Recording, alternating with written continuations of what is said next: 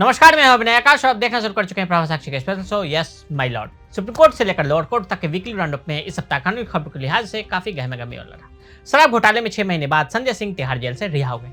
भीमा कोरेगांव हिंसा मामले में सोमा कांति सेन को सुप्रीम कोर्ट से राहत मिली। नवनीत राणा को सुप्रीम कोर्ट से जाति प्रमाण पत्र मामले में राहत मिल गई है। संदेश खाली केस में ममता सरकार को हाईकोर्ट ने फटकार लगाई।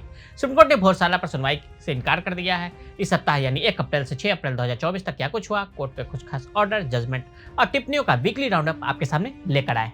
कुल मिलाकर कहें तो आपको इस सप्ताह होने वाले भारत के विभिन्न न्यायालयों के मुख्य खबरों के बारे में बताएंगे। 181 दिन की जेल के बाद संजय सिंह को मिली जमानत।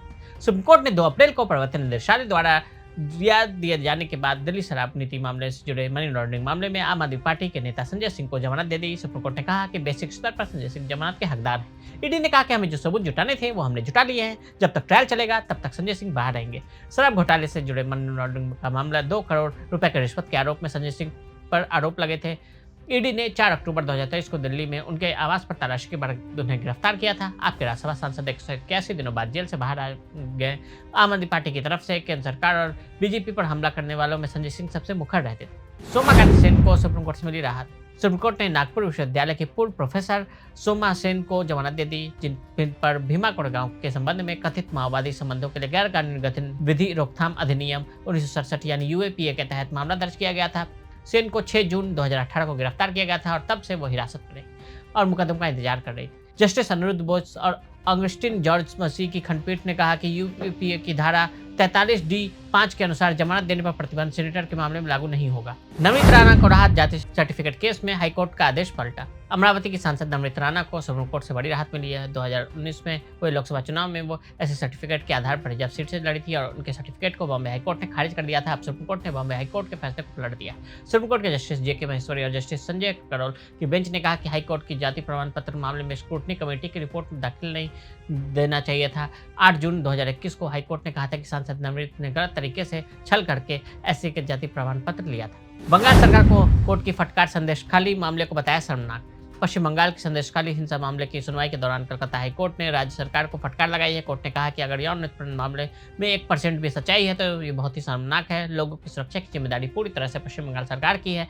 एक याचिकाकर्ता ने इस मामले की जांच CBI को ट्रांसफर करने का अनुरोध किया। उन्होंने बेंच के सामने संदेश खाली में यौन उत्पीड़न, जमीन पर कब्जा और हिंसा के कथित पीड़ितों की कई शिकायतें रखी। राज्य सरकार ने नॉर्थ 24 परगना जिले के संदेश खाली में महिलाओं के कथित यौन उत्पीड़न और जमीन हड़पने की जांच ट्रांसफर करने संबंधी अनुरोध का विरोध किया। भोजसाला कैंपस के सर्वे पर रोक से सुप्रीम कोर्ट का इनकार। सुप्रीम कोर्ट ने मध्य प्रदेश के धार जिले में भोजसाला परिसर के वैज्ञानिक सर्वेक्षण पर रोक लगाने से इनकार कर दिया। हालांकि यह भी कहा कि भारतीय पुरातत्व सर्वेक्षण के नतीजे के आधार पर अनुमति के बिना कोई कार्रवाई न की जाए। हिंदू और मुस्लिम दोनों ASI द्वारा संरक्षित 11वीं सदी के इस परिसर पर अपना दावा जता रहे हैं। हिंदू भोजसाला को वक्फ देवी को समर्पित एक मंदिर मानते हैं, जबकि मुस्लिम उसे कमाल मौला मस्जिद बताते हैं। ASI द्वारा 7 अप्रैल 2003 को समझौते के तहत हिंदू मंगलवार को भोजसाला परिसर में पूजा करते हैं, जबकि मुस्लिम शुक्रवार को इसमें नमाज पढ़ते हैं। जस्टिस ऋषिकेश राय और जस्टिस PK मिश्रा ने वैज्ञानिक सर्वेक्षण पर मध्य प्रदेश उच्च न्यायालय के 11 मार्च के आदेश को चुनौती देने वाली मौलाना कमलुद्दीन वेलफेयर सोसाइटी की याचिका पर केंद्र, मध्य प्रदेश सरकार, ASI और अन्य को नोटिस जारी किए। तो आज हमने आपको इस सप्ताह कानून दुनिया से जुड़ी खबरों के बारे में बताया। मिलते हैं अगले हफ्ते ऐसे ही खबरों के साथ। तब तक के लिए देखते रहे प्रभास साक्षी। अगर आप भी लेना चाहते हैं देश दुनिया की तमाम जानकारी तो आज ही सब्सक्राइब करें हमारे चैनल को। साथ ही नीचे दिए बेल आइकन को जरूर दबाएं ताकि हर अपडेट आप तक पहुंच सके।